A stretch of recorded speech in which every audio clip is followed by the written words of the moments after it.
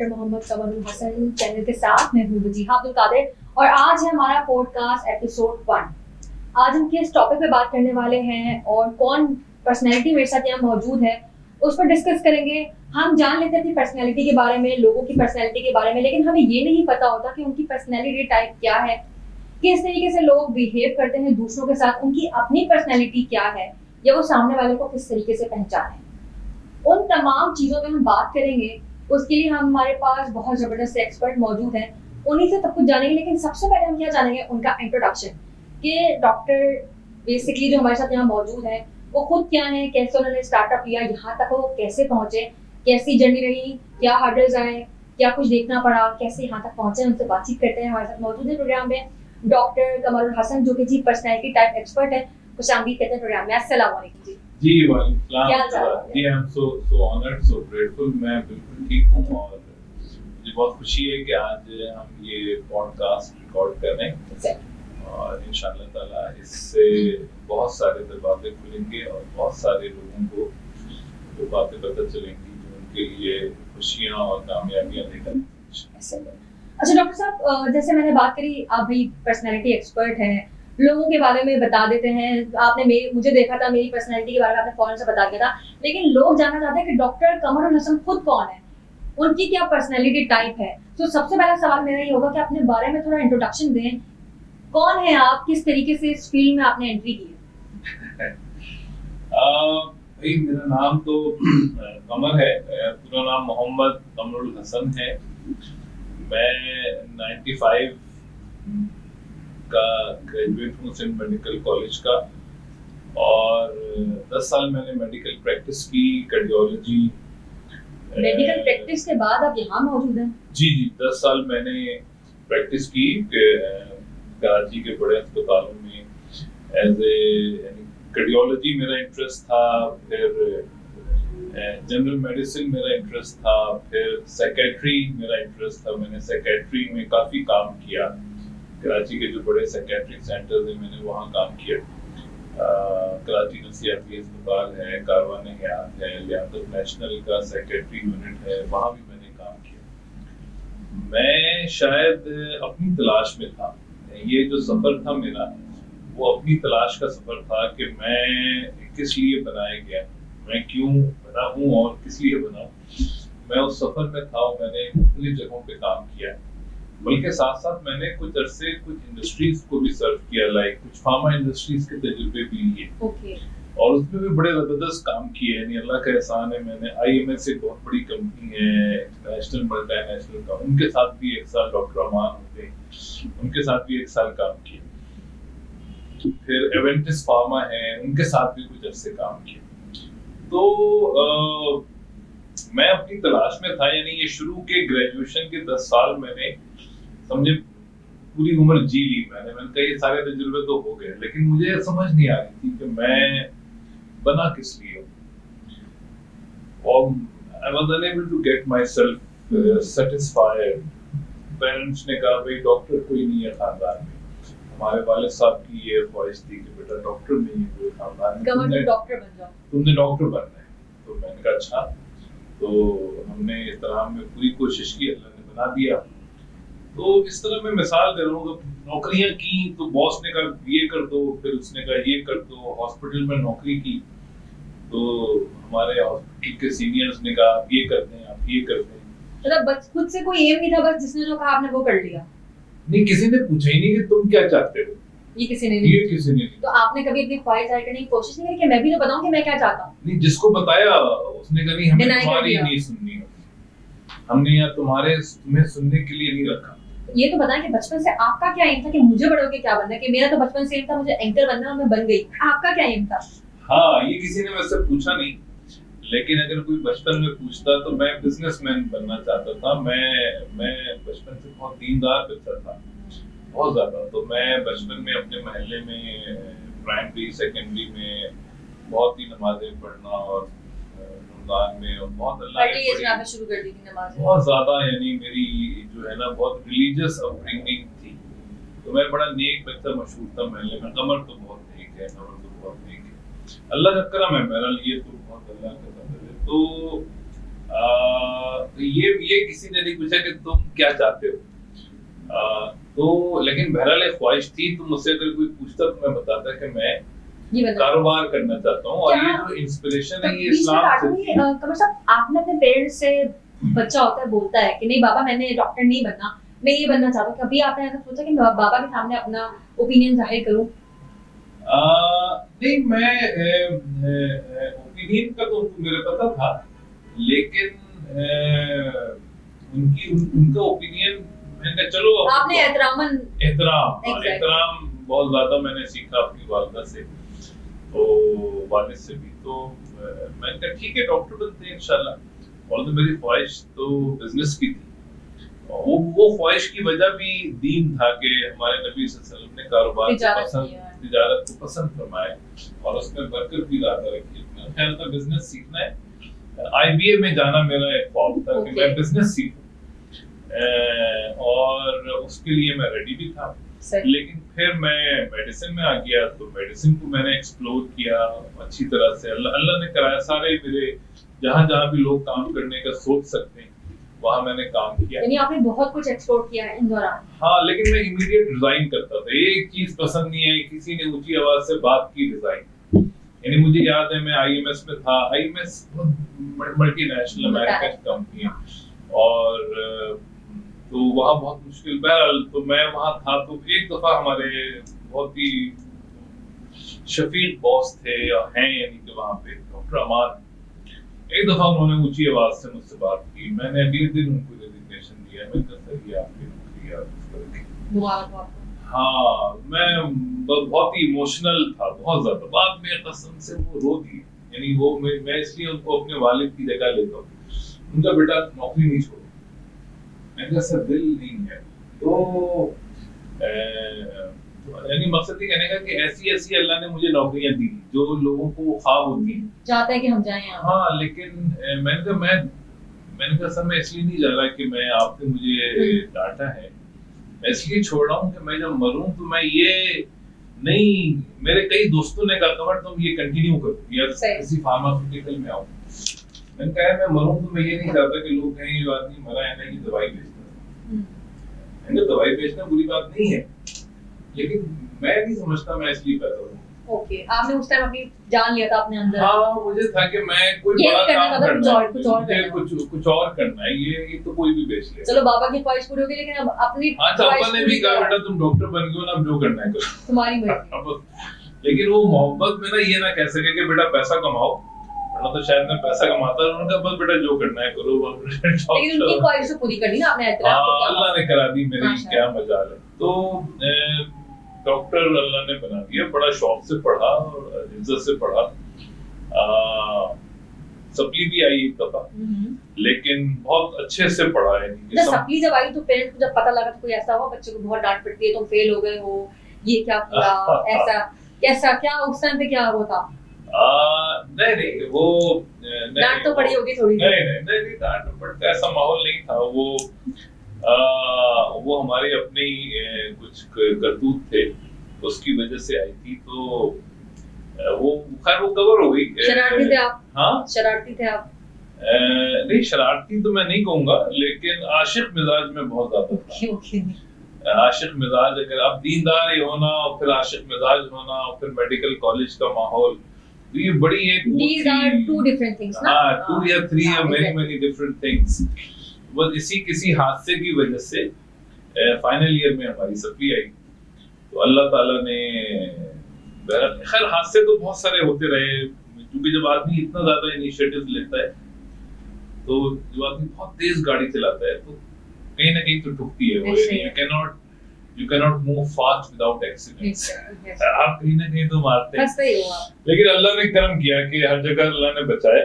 तो बहरहाल फिर वो हम करते करते जो है वो 2004 तक तो मैं अब देखिए, जिस वक्त मुझे इस साइंस का पता चला, हाँ।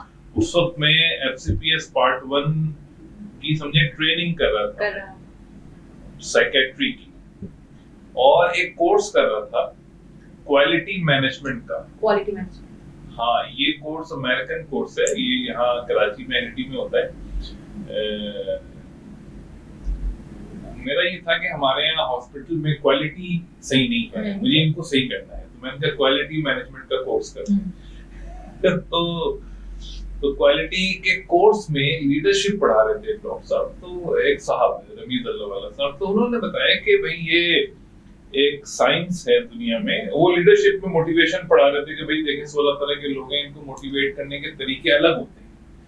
अच्छा, उन्होंने जब ये जुमला बोला ना कि 16 तरह के लोग हैं और इनको अलग तरीके से मोटिवेट किया जा सकता है, वहाँ आपको माइंड में क्लिक कर गया? मुझे क्लिक कर गया। मैंने कहा कमर साहब मैं अपने आप को जान सकता हूँ, इसका मतलब मैं अलग और इन 16 में से एक हूँ, और मुझे एक ऐसा आदमी चाहिए जो मुझे अपने आप से मिला दे। मुझे अपने आप से मिला दे, ताकि ये जो मेरी तलाश का सफर है ना, यानी मेरा अपना खुद का इंट्रोडक्शन हो जाए मुझे अपने आप से। मैं जान ही नहीं पा रहा था अपने आप को, जो काम करूं नहीं यार ये मैं इसके लिए बना नहीं, यानी इतने महंगे मैंने काम किए और सब बीच में छोड़ दिए, और वो मैंने बीच में छोड़ी। मैंने कहा नहीं, वो कहते थे पागल है, अगर तुम जो कहो मुझे उसकी परवाह नहीं है, वहाँ पागल भी कह लो मुझे उसकी भी परवाह नहीं है, मगर मैं इसके लिए बना ही नहीं। अब वो पेरेंट्स का लाड था या जो भी था, फिक्रे माश ने मुझे इंसान नहीं बनाया, फिक्रे माश ने मुझे इंसान नहीं बनाया, पागल ही छोड़ दिया, यानी वो लाड में मैं वैसे ही रहा। तो जब ये जुमला मैंने सुना तो मैंने फौरन टीचर से कहा, मैंने कहा सर ये वाकई कोई इल्म है या आप ऐसी कहानी सुना रहे हैं? कहने लगे नहीं ये इल्म है, पक्का इल्म है। वो फ्रीक्वेंट ट्रैवलर थे, वो दुनिया भर में घूमते थे, अमेरिका आते जाते, यानी वो ये काम कर चुके थे पहले, वो जानते थे, खुद नहीं किया था उन्होंने, खुद एक्सपर्ट नहीं थे इसके, वो तो लीडरशिप पढ़ाते थे, ट्रेनर थे जस्ट, पर उन्होंने एक लेसन दिया होगा जो आपने सुना और आपको क्लिक कर गया। उन्होंने कहा कि भाई इसके एक्सपर्ट हैं अमेरिका में, ये अमेरिका में पढ़ाया जाता है, ये है एक चीज है। मैंने कहा यार मुझे बताएं पाकिस्तान में कोई एक्सपर्ट है इसका? कहने लगे कोई भी नहीं। मैंने कहा मुझे अपने आप को जानना है। नहीं कोई नहीं है तो मैंने बनना है। नहीं, पहले उन्होंने ये बताया कि 16 तरह के, मैं तो लीडरशिप पढ़ रहा था, उन्होंने कहा गौर साहब अगर आपको लीडर बनना है तो आपको लोगों को पहचानना है। मैंने कहा सर आप जो ये मुझे 16 तरह के लोग बता रहे हैं क्या आप पहचान सकते हैं? कहने लगे नहीं, हमने तो डाउनलोड की इंटरनेट से, आपको दिखा दी स्लाइड। मैंने कहा सर मुझे अपने आप को जानना है, मैं इसमें से कहाँ हूँ? कौन सा वाला? कहने लगे बेटा ये मैं नहीं बता सकता। मैंने कहा अच्छा, तो पाकिस्तान में कोई और आदमी है जो मुझे बता सकता है, मैं उससे मिलूंगा। मैं तो 35 साल से अपने आप को तलाश कर रहा हूँ, 34 साल से। कहने लगे नहीं कोई एक्सपर्ट नहीं है, हम सब लोकल में इधर उधर करते हैं, we are not expert in this। अच्छा 25 करोड़ लोग हैं पाकिस्तान में, कोई तो होगा एक्सपर्ट, इनको समझने वाला आदमी नहीं है हमारे। नेशनल भी देख ली, लोकल भी देख ली, हॉस्पिटल भी देख लिया, नफ्सियात भी देख ली, कहीं इंसान को समझने का बारे में नहीं पढ़ा, कोई मुझे नहीं समझ सका। सब डंडा लेके खड़े हुए जो कह रहे हैं करो बस। आपने भी चुपचाप मान लिया? नहीं मान लिया उन्होंने, तो आप छोड़ दिया, कोई और उनके पास ऑप्शन नहीं है, आप माने या जाए, तीसरा ऑप्शन नहीं। मैंने कहा सर अगर ये साइंस सच्ची है ना तो मैं मौत तक इसी को कंटिन्यू करूंगा। हाँ, मैं दुनिया को उनकी पहचान करानी जरूरी है। दुनिया देखिए, उस वक्त तक मैं तबलीगी जमात के साथ बहुत माशाल्लाह मैं रहा, 5 साल में मेडिकल कॉलेज में था, तो शुरू में तो जाते ही मैं बहुत ही उसमें चला गया था, एक बहुत ज्यादा जिसे कहते हैं ना कि उसी रविश में बह गया था, क्योंकि हमारे यहाँ मुश्किल से 60 लड़के थे और 400 के करीब लड़कियां थी। I was very popular among, यानी मैं समझे एक पॉपुलर पर्सनालिटी वो मैं हर वक्त लड़कियों के नलगट में होता था। तो वहाँ मुझे जो है ना वो तबलीगी जमात वाले आए, वो हमारे कुछ महल्ले के दोस्त थे, कुछ थे, वो उठा के मुझे रायविंड ले गए फर्स्ट ईयर। वो सैर रोजे पे ले गए। हाँ, वो बचपन में क्योंकि वो दीनदार माहौल का एक वो था मेरे अंदर मौजूद था, जरासीम अल्लाह ने डाल दिए थे। तो फिर पूरे 5 साल मेरी दाढ़ी रही हमेशा, और मैंने पैंट शर्ट नहीं पहनी, मेरी दफनों से ऊपर मेरे किताबें होते थे। अल्लाह का बड़ा एहसान है, लोग 5 साल में सिर्फ डॉक्टर बने, हमने 5 साल में दीन भी सीखा, बुजुर्गों के साथ वक्त भी गुजरा, और फिर बहरा। तो जब मुझे इसको पता चला, मैंने कहा यार ये इंसानों का इल्म तो मैंने वहां भी नहीं सीखा, तबलीग में भी लोग इंसानों को एक ही तकरीबन उससे देखते हैं। उलमाए कराम से मिला वो भी नहीं जानते, साइकियाट्रिस्ट से मिला वो भी नहीं जानते, साइकोलॉजिस्ट। रिसर्च में मैंने अर्ली चाइल्डहुड जो आज लोग सीख रहे हैं 2023 में, मैंने 2007 में उसके डिप्लोमा करके मैंने पढ़ा दिए लोगों को। मैंने कहा देखो फ्यूचर का इल्म ही यही है, ECD सीखो। इंसान की जिंदगी का सबसे कीमती दिन उसका पहला दिन होता है जब वो पैदा हुआ। हाँ, उस दिन अगर आप उसको लाड कर लें वो पूरे दिन उसको पूरी जिंदगी उसको याद रहता है। हाँ। नहीं, उसकी जो न्यूरोनल डेवलपमेंट्स होती है उसमें पहला दिन सबसे इम्पोर्टेंट, उसके बाद first month is the most important month कि आप छोटे बच्चे को लाड करें। फिर उसका पहला साल बहुत इम्पोर्टेंट होता है। तो अब ये कोई जानता नहीं था कैसे ट्रीट करना है बच्चों को। हाँ, तो मैंने उस पर बहुत काम किया कि यार लोग अपने छोटे बच्चों का ख्याल रखें, उनको शुरू के 4-5 साल जब न्यूरोनल साइनॉप्सिस बहुत तेजी से बन रहे होते हैं उस वक्त उनको टच ज्यादा करें। यानी वो पूरी एक थेरेपी थी, माइंड डेवलप हो रहा होता है उनका, mind develop, brain develop. Exactly. तो सबसे बड़ा कनेक्शन जो मुझे मिला उस वक्त मैंने सीखा कि अगर आप बच्चों को अर्ली एज में लाड और प्यार ज्यादा करते हैं, उनके साथ खेलते हैं, छोटे बच्चों के साथ 5 साल से छोटे, तो वो बच्चे फिर गरीब नहीं मरते।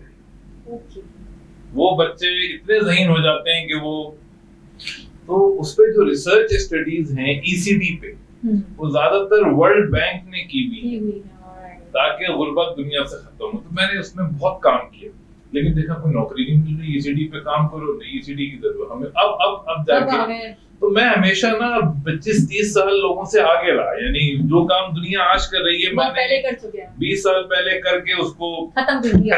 मैंने नया काम शुरू कर लिया। हाँ, मैं तेज चलता था जरा, तो मुझे लगा या तो पाकिस्तान पीछे है या मैं पीछे हूँ या क्या मसला है। एनीवे, तो ये करते करते जब मुझे टाइप का पता चला तो मैंने कहा यार ये तो दुनिया बनी इंसान के लिए। भाई पूरी कुरान दुनिया में वाहिद इल्म है जो अल्लाह से निकला है। इस वक्त दुनिया में वाहिद चीज जो अल्लाह से निकली है, हम कहते हैं हजर अस्वद जन्नत का बंदर है, ठीक है। कुरान तो अल्लाह से निकले हुए अल्फाज। तो कुरान का अगर कोई मौजू होता तो इंसान होता। कुरान इंसान के लिए अल्लाह ने कहा है कि ये इंसानियत मेरी अयाल है, उसका मौजू ही इंसान है। इंसान सबसे कीमती अल्लाह ने कहा मैंने, यानी 18,000 से ज्यादा मखलूकात अल्लाह ने बनाई, उससे भी ज्यादा सबसे कीमती अल्लाह ने कहा ये मैंने इंसान को, सब पे हावी, सबसे कीमती, सबसे बेहतरीन। कसम खा के सूरह अलक में अल्लाह ने कसम खा के कहा कि इंसान को मैंने बेहतरीन हालत में तख्लीक किया। तो अल्लाह ने इंसान को अपने लिए बनाया और जो दूसरी मखलूक है वो इंसान के लिए बनाया। अच्छा, मैं आपको एक बात बता दूं कि 16 टाइप की पर्सनैलिटीज होती हैं जिनको आपको जानना होता है। तो डॉक्टर साहब जो है वो उन टाइप्स की पर्सनैलिटी के एक्सपर्ट हैं, उनसे जानेंगे। अभी उनसे पूछते हैं कि उनकी पर्सनैलिटी टाइप क्या है। और वो जी मैं बस उसी पे आ रहा हूँ, मैं उसी पे आ रहा हूँ। तो मैंने जब इंसान की इतनी कदर और कीमत को पहचाना, मैंने कहा इंसान अगर इतना कीमती है, जो कि है, जो बात, लेकिन उसको पहचानने वाला कोई भी नहीं है। यानी हम एटम बम पहचान लेते हैं कि ये असली है, ये नकली, मोबाइल ये असली है, नकली। इंसान को कैसे पहचाने कि असली है, ये नकली? भाई इंसान को तो हमने जलील किया हुआ है ना। 2 मिनट में उसकी तो खैरियत भी नहीं पूछते, भाई तू चाहता क्या है, नहीं जो कह रहे हैं वो करो। मैंने कहा इतना जलील। अब आप देखें ना, कंपनी में आप जाए, HR वाला क्या कहता है, हमें लोग नहीं मिलते। अब लोगों से पूछे, हमें जॉब नहीं मिलती। भाई तुम तो इतने कीमती हो, तुमने पढ़ लिया लेकिन तुम्हारी फील्ड की जॉब नहीं है। नहीं, वो जानते ही नहीं अपने आप को। तो मुझे एक बात समझ आ गई कि इंसान को अपनी कदर और कीमत की पहचान नहीं होनी चाहिए। पहचान ही नहीं है, पहचान ही नहीं। हीरा अपने आप को जानता ही नहीं है कि मैं हीरा हूँ, तो वो पत्थरों की तरह रुल रहा है। हीरे को पहचान नहीं है कि मैं हीरा हूँ, पता ही नहीं है हीरे को। शेर को पता ही नहीं है मैं शेर हूँ, तो वो बत्तखों की तरह इधर उधर उसको लोग घुमा रहे। तो मैंने सोचा कि अगर हम इंसान को उनकी पहचान कराते हैं तो फिर तो इंसान किसी के काबू में आएगा नहीं। इसकी मिसाल हम ऐसे ले सकते हैं, आप सर्कस के शेर को ले लें और आप शेर को ले लें। जब आप उसको सर्कस का शेर बनाते हो बनाते तो उसको अपना नहीं पता होता कि मैं जंगल का राजा हूँ। बहुत प्यारी वो बात तब है। इंसानों के लिए काम कर रहा होता है, जैसा हो गया था वो वैसा करता है। लेकिन एक जो जंगल का शेर राजा होता है वो वैसे ही शिकार करता है, वैसे ही धाड़ता है, वैसे ही सब कुछ करता है। तो ये है मिसाल। आपने ना कूजे को क्या समुंदर को कूजे में बंद कर दिया। मैंने उसी वक्त यही अपना मिशन बनाया और अपने टीचर से कहा, मैंने कहा ये हमसे दुनिया ने हमारी पहचान छीनी है और हमें सर्कस का शेर बना दिया। एग्जैक्टली। मैं उनको जंगल का शेर बनाऊंगा, बस मौत तक यही काम मैंने कर लिया ना, बहुत है। तो वो एकदम हैरान हो गए, कहने लगे डॉक्टर का दिमाग खराब हो गया। तो खैर उन्होंने भी मुझे उस वक्त सपोर्ट किया। शायद वो अगर मुझे क्रिटिक करते तो शायद मैं उस वक्त हिम्मत हार जाता। उन्होंने कहा बेटा करो, मैं तुम्हारे साथ। तो बस वो देने और आज के देने मतलब मैंने तब कौन एयर कितने हो गए, मतलब कितने साल हो गए? हाँ ये 2004 का वाकया है। 4 से 2023 हो 19 गया, साल हो गए तो मतलब 19 साल का एक्सपीरियंस डॉक्टर साहब के पास मौजूद है, अल्हम्दुलिल्लाह। और एक्सपर्ट है। अब उनसे जानते हैं उनकी पर्सनैलिटी क्या है। लोगों की पर्सनैलिटी तो बता देते हैं, वो उनकी खुद की क्या पर्सनैलिटी है। हालांकि ये भी बड़ी जबरदस्त जर्नी है। उस जमाने में मैंने एक्सप्लोर किया कि कैसे इस इल्म का माहिर बना जाए। तो मुझे पता चला भाई MBTI सर्टिफिकेशन जो है एक वाहिद तरीका है इस इल्म को सीखने का। मैंने कहा कहाँ से ये इल्म सीखा जाता है, तो पता सर्चिंग की चला होगी आपने? हाँ नेट पर था, तो मैंने सर्च किया। मुझे पता चला कि अमेरिका में है और ऑस्ट्रेलिया में है और करीब करीब मुझे मलेशिया में लगा। लोगों ने कहा यार अमेरिका जाओ, लोग पूछते नहीं है कहीं और से कुछ करोगे। मैंने कहा मुझे लोगों की परवाह नहीं, मुझे तो सिर्फ काम करना है। ये तो इल्म है।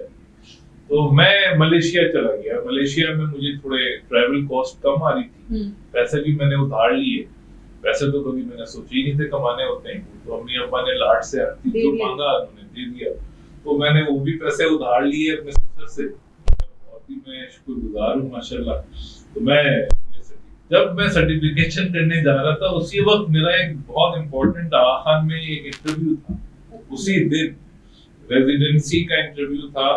तो मुझे कई दोस्तों ने कहा देखो आगा खान में इस तरह के कॉल आती नहीं है और तुम FCPS तुमने किया हुआ है, तुमने साइकेट्री में तुम जा रहे हो, तो ये तुम्हारी लाइफ बदल देगा।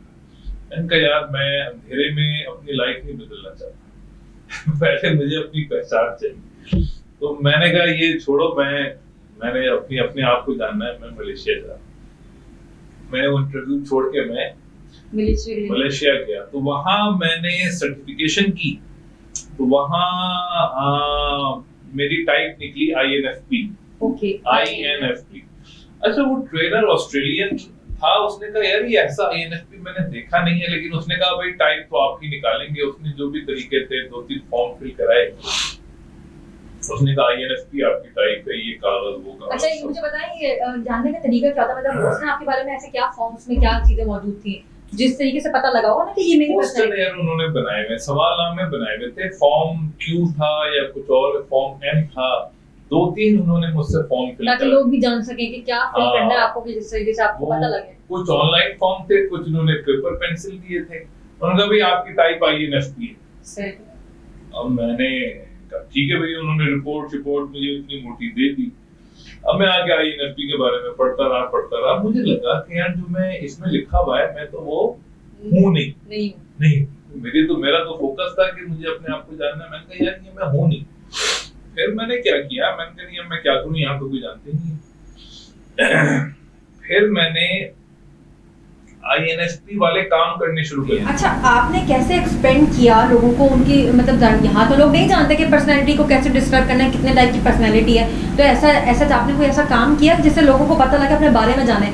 आपने अपने बारे में तो जान लिया, लेकिन क्या कोशिश की कि लोगों तक पहुंचे कि वो किस टाइप की पर्सनैलिटी है उनकी? हाँ यानी मैंने चूंकि प्रैक्टिशनर, अच्छा हाँ, जब मैंने अपने आप को जाना तो सबसे पहला फैसला जो मैंने किया, चूंकि मैं बहुत सारे ऑक्यूपेशन ट्राई कर चुका था, इतने सारे मेडिसिन स्पेशलिटी ट्राई की, फार्मास्यूटिकल ट्राई किया, वहां भी मजा नहीं आया। मैंने कहा यार मैं करूं क्या, मैं बना किस लिए? तो जब मैंने अपने बारे में पढ़ा तो मुझे लगा कि मैं तो कैटलिस्ट हूं। मुझे तो एक सिस्टम में जाना है, उसको एक्सेलरेट करना है और बाहर आ जाना है। तो फिर मैंने कहा यार मुझे तो मैनेजमेंट कंसल्टेंट बनना चाहिए। तो मैंने अपनी जब लिस्ट ऑफ ऑक्यूपेशन पढ़ी तो मैंने कहा कि मैं तो बॉर्न मैनेजमेंट कंसल्टेंट हूँ, बॉर्न साइंटिस्ट हूँ, मुझे तो कुछ और काम के लिए अल्लाह ने बनाया ही नहीं है। ENFP are design for management consulting. वो कंसल्टेंट होते हैं, कैटलिस्ट होते हैं, सिस्टम में जाते हैं, सिस्टम को एक्सेलरेट करते हैं, चेंज करते हैं और बाहर आ जाते हैं।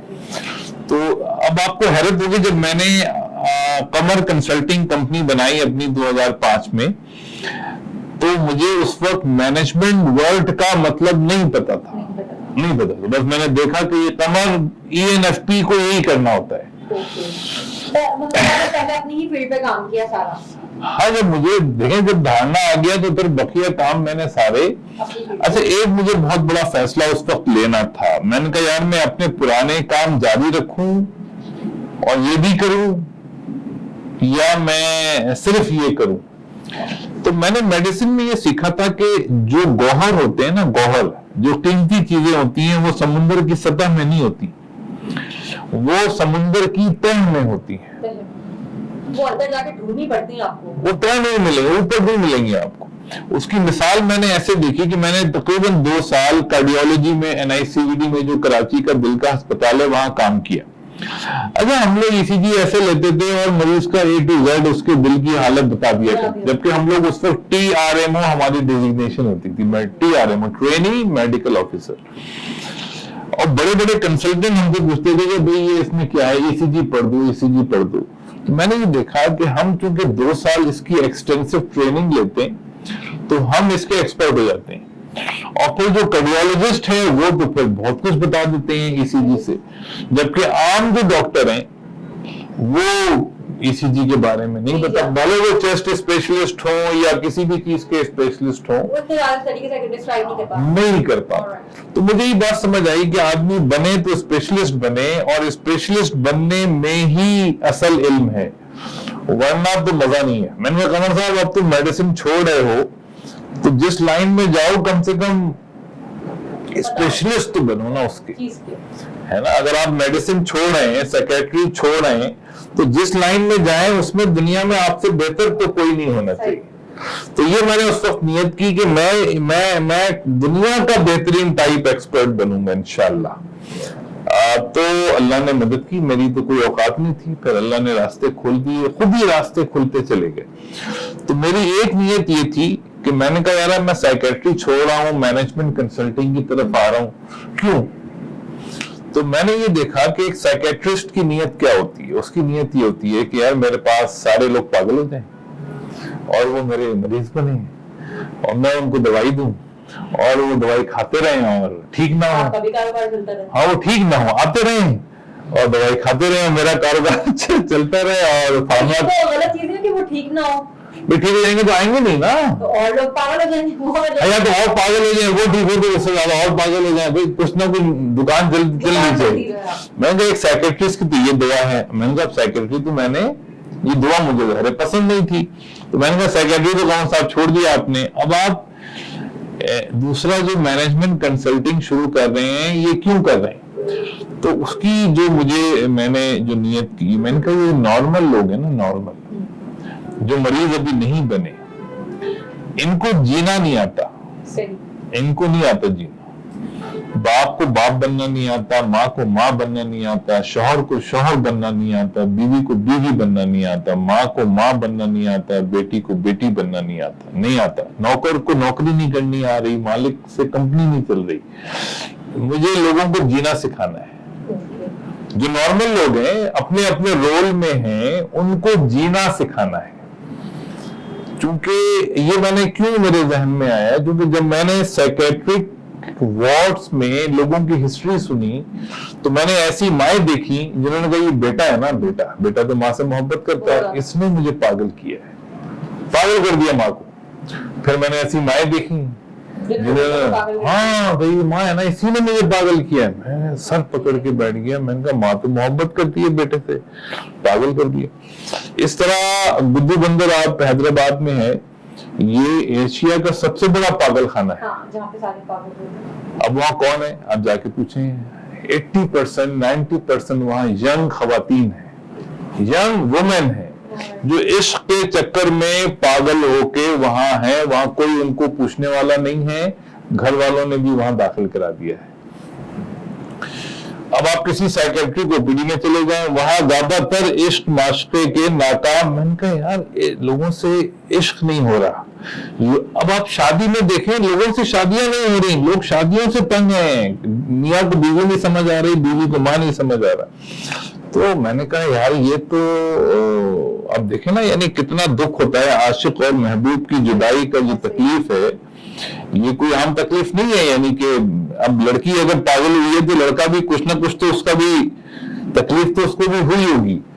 तो मैंने कहा यार ये क्या हो क्या रहा है। तो मुझे ये समझ आया कि हमसे तो इश्क भी नहीं हो रहा है। हम तो यानी हम किसी चीज में परफेक्ट नहीं, किसी भी यानी इश्क, ये इश्क मजाजी नहीं, किसी भी लेवल पे हम अपने ना माँ बाप से इश्क कर पा रहे हैं, ना बच्चे बाप से इश्क कर पा रहे हैं। पार्टनर जा रहे हैं सब जगह पे।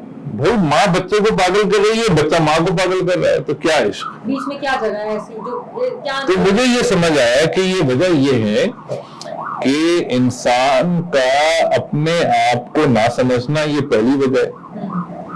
इंसान अपने आप को नहीं जानता, अपने गौहर को नहीं जानता, अपने टैलेंट्स को, अपने मिजाज को, अपनी निगाह को नहीं जानता कि वो किस किस्म का है। उसके बाद वो अपने लोगों को नहीं जानता, पहचानता ही नहीं। तो ना पहचानने की वजह से हम अपने लोगों को अपनी निगाह से देखते हैं और डिग्रेड भी करता है। हम नहीं जानते, उसकी वैल्यू नहीं जानते, तो उसको इस तरीके से वैल्यू दे भी नहीं पाते। अब मैंने आपसे अर्ज किया ना कि जब मैं उस फोन को आईफोन की निगाह से देखूंगा तो मैं उसको आईफोन की इज्जत दूंगा। अगर मुझे पता वो भी, अच्छा मेरे पास इन्फिनिक्स है, वो भी इन्फिनिक्स है, आपके पास भी इन्फिनिक्स है, तो मैं उसको इन्फिनिक्स वाली इज्जत दूंगा, आईफोन वाली इज्जत नहीं दूंगा। तो मुझे ये समझ आ गई कि मैं लोगों में न अपनी पहचान है, न लोगों को अपनों की पहचान है। देखिए दुनिया में आपका इंतकाल होगा, आप जन्नत में जाएंगे। जन्नत में जाने के बाद जो सबसे बड़ी खुशी मिलेगी आपको वो क्या होगी, यानी सबसे बड़ी चीज होगी आपके साथ वो क्या होगी?